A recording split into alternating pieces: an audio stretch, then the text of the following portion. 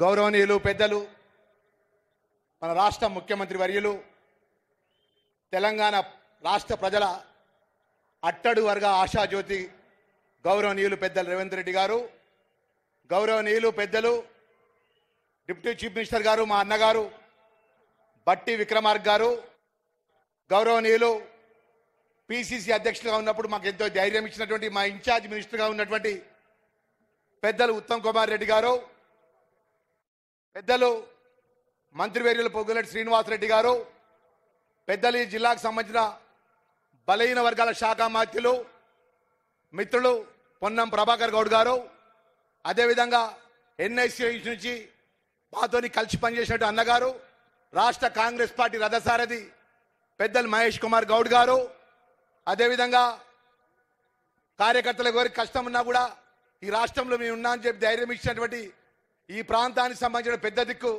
ఈరోజు ఒక దళిత వర్గంకి వెళ్ళి సామాన్య కార్యకర్తకి వెళ్ళి జిల్లా పరిషత్ చైర్మన్గా, ఎస్సీ కార్పొరేట్ చైర్మన్గా, ఈరోజు గవర్నమెంట్ విప్గా, ఎమ్మెల్యేగా పెద్దలు రేవంత్ రెడ్డి గారు కానీ, పెద్దలు శ్రీధర్ బాబు గారు కానీ, పెద్దలు జీవన్ రెడ్డి గారు కానీ వారి యొక్క ఏదైతే ఇచ్చిన ధైర్యాన్ని పట్టుకొని ఈరోజు పోయిన ఎలక్షన్స్లో గెలిచి ఓడినా కూడా పెద్ద ఎత్తున మా ధర్మపురి ప్రజలు పెద్ద ఎత్తున అసంఖ్య వేలాది మంది కార్యకర్తలు లక్ష్మణ్ కుమార్ అన్న గెలవాలే, ఒక మంత్రిపై గెలిపించినటువంటి మా కార్యకర్తలు కూడా చేతులు జోడించి నమస్కరిస్తున్నా.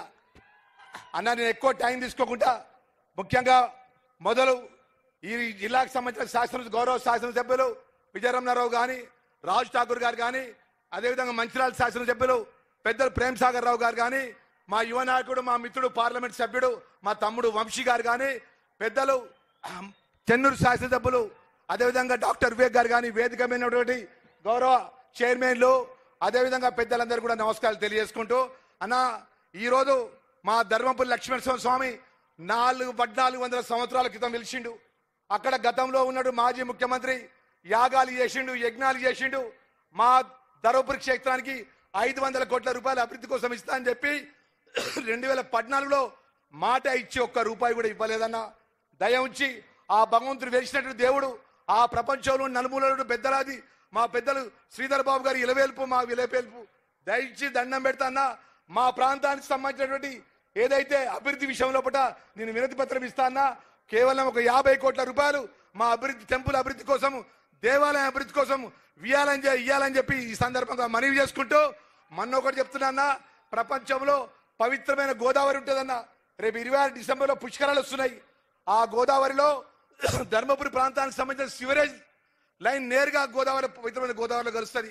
అప్పుడు మంత్రిగా ఉన్నటువంటి, అప్పుడు ముఖ్యమంత్రిగా ఈ జిల్లాకు సంబంధించిన మంత్రులుగా ఉన్నటువంటి కేటీఆర్ కానీ, హరీష్ రావు గారు కానీ మా జిల్లా పరిషత్ చైర్మన్ వచ్చి మా గోదావరికి వచ్చి పూజలు చేసినారు. పవిత్రమైన గోదావరి చేస్తారు. కేంద్రంలో ఉన్నటువంటి మొన్న ఇప్పుడు మంత్రిగా ఉన్నటువంటి బండి సంజయ్ కూడా వచ్చి పూజలు చేసిండు. కానీ ఒక్క రూపాయి కూడా గోదావరి ప్రక్షాళన కోసం ఇవ్వలే. దయచేసి అన్న అక్కడ ఏదైతే ఆ సివరేజ్ పోకుండడానికి కేవలం 17 కోట్ల రూపాయలు మీరు ఏదో అడ్మిషన్ శాంక్షన్ కోసం అప్రూవల్ పోయిందన్న. ఈ 2 కార్యక్రమాలు కూడా దయ ఉంచి పెద్ద మనసుతోని నాకు శాంక్షన్ ఇచ్చే విధంగా ఆదేశం ఇవ్వాలని చెప్పి సందర్భంగా మనవి చేసుకుంటూ, చివరిగా పెద్దలు శ్రీధర్ బాబు గారి యొక్క సూచన మేరకు నా ధర్మపురి ప్రజల పక్షాన ఏటీసీ ఇచ్చినందుకు మా ధర్మపురి లక్ష్మణ స్వామి పేరు మీద ధర్మపురి పత్తిపాక రిజర్వాయర్ కోసము మీరు ఆదేశాలు ఇచ్చే విధంగా ఇక్కడ నుంచి మీరు ఏదైతే ఇవ్వాలని చెప్పి కోరుకుంటూ, మరొకసారి మా ధర్మపురి ప్రజలకు 15 సంవత్సరాలకి వెళ్ళి ఓడినా గెలిచినా ఒకటే జెండా పట్టుకొని, ఒకటే పార్టీ పట్టుకొని ఈ రోజు వేలాది మంది కార్యకర్తలు వచ్చిన మా కార్యకర్తలందరూ కూడా చేతి జోడించి నమస్కరించి సెలవు తీసుకుంటున్నా.